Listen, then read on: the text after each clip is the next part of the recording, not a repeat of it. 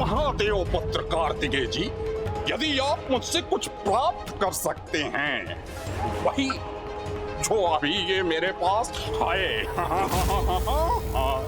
क्योंकि अन्य सभी रत्न तो मेरे गुप्त और सुरक्षित स्थान पर हैं,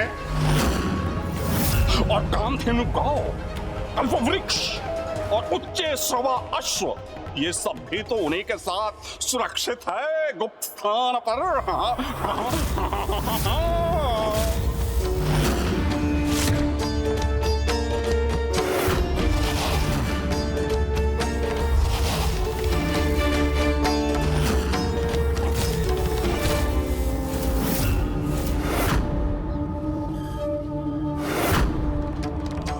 इन तीनों ने तो अपने अस्त्रों का आह्वान कर लिया, कहीं इनसे मुझे आहत न कर दें। अब तो मैं पूर्व की भांति भाग भी नहीं सकता, किंतु मैं कैसे भूल गया कि ये मुझे कोई क्षति नहीं पहुंचा सकते। क्या कर रहे हैं आप सभी? मुझसे युद्ध करने का कोई लाभ नहीं होगा। अभी तो गणेश जी, ये आप सबकी बड़ी भूल होगी। गणेश जी,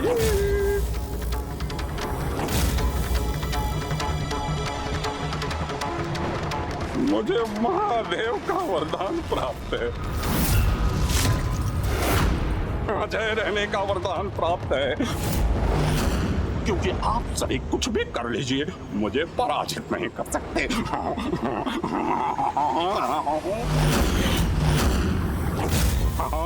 श्री महादेव के वरदान के प्रताप को आप दोनों महादेव पुत्र भी नहीं मिटा सकते।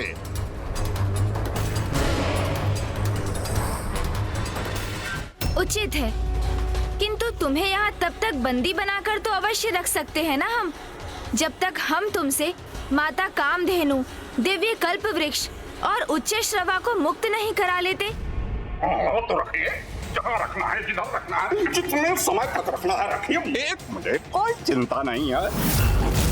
किंतु एक बात बताइए, यदि आप मुझे बंदी बनाकर रखेंगे तो मैं उन्हें मुक्त क्यों करूंगा? और मेरे बिना तो उस गुप्त स्थान तक तो पहुंच भी नहीं पाएंगे जहां मैंने उन्हें छिपा के रखा है। गणेश जी, जो रत्न आदि आप मुझसे प्राप्त करना चाहते हैं, वो तो इस तरह नहीं प्राप्त कर पाएंगे। यदि वास्तव में आप उन्हें मुझसे मुक्त कराना चाहते हैं तो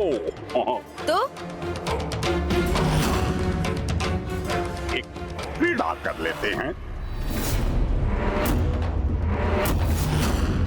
अगर आप विजयी हुए गणेश जी, तो मैं सब कुछ आपको लौटा दूंगा,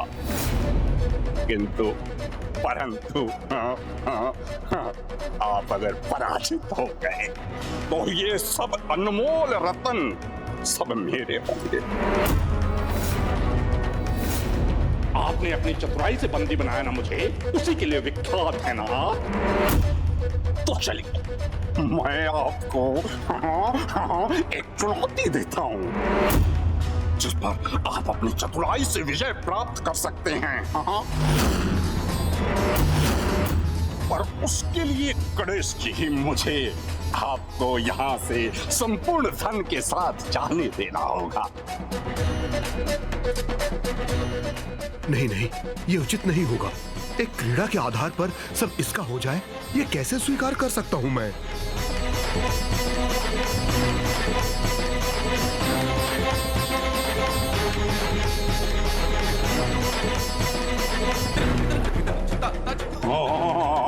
किंतु यदि आप अगर मेरे 3 पहेलियों को सुलझाने में सफल हुए तो आप स्वतः मुझ तक पहुंच जाएंगे और मैं समर्पण कर आपको सभी रत्न लौटा दूंगा।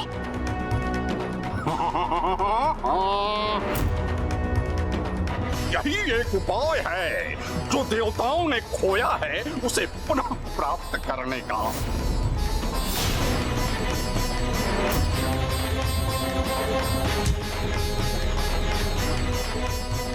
तो क्या समझूं मैं? हाँ, आपको मेरा ये सरल प्रस्ताव स्वीकार है? 3 पहेलियां सुलझाओ और लोभा को पाओ, अपना सब कुछ लौटा के ले जाओ।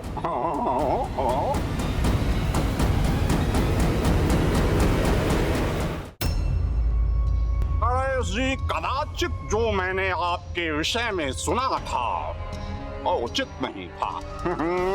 संकोच कर रहे हैं आप। स्वयं आपको भी ये विश्वास नहीं कि आप अपनी बुद्धि और चतुराई से मेरी पहेलियों को सुलझा पाएंगे।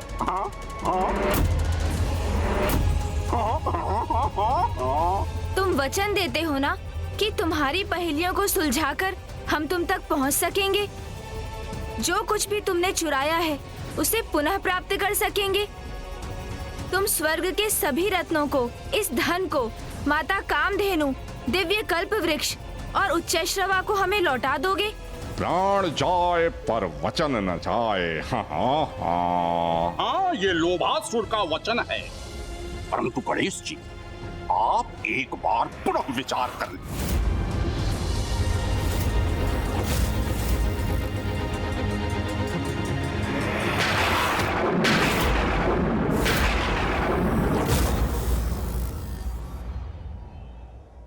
तुम्हारी प्रथम पहेली क्या है लोभासुर? क्या अर्थात आप इसकी चुनौती स्वीकार कर रहे हैं और इसे यहाँ के संपूर्ण धन के साथ जाने की अनुमति दे रहे हैं?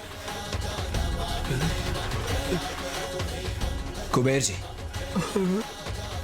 गणेश को ऐसा करना ही होगा, अन्यथा हम इस धन कोश के धन को लौटाने में तो सफल हो जाएंगे, किंतु स्वर्ग के रत्नों को और विशेषकर माता कामधेनु, कल्प वृक्ष और दिव्य अश्व उच्चैश्रवा को उनके उचित स्थान पर कभी लौटा नहीं पाएंगे।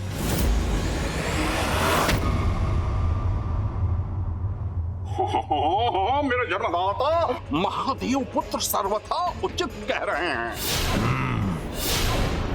क्योंकि लोभासुर एक बार यहाँ से गया तो उसे ढूंढ पाना कठिन ही नहीं, असंभव है, असंभव है, असंभव है। क्योंकि मैंने अपने लिए, अपनी संपत्ति के लिए एक गुप्त स्थान नियत किया है।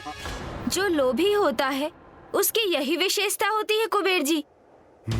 वो अपने धन को बहुत छिपा कर रखता है, इसीलिए इस समय इसकी चुनौती स्वीकार करने के अतिरिक्त हमारे समक्ष और कोई मार्ग नहीं है।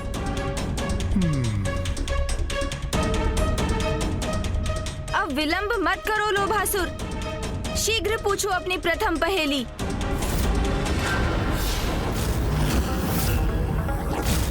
ताल में बैठा एक सरकटा, ताल में बैठा एक सरकटा, उसी के पास मिलेगा मेरा पता।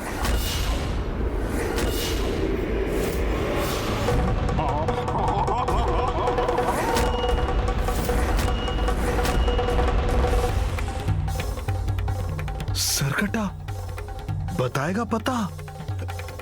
ये कैसी पहेली है? अपनी प्रथम पहेली तो मैं पूछ चुका हूँ गणेश जी, तो मुझे आज्ञा दीजिए यहाँ से प्रस्थान करने की।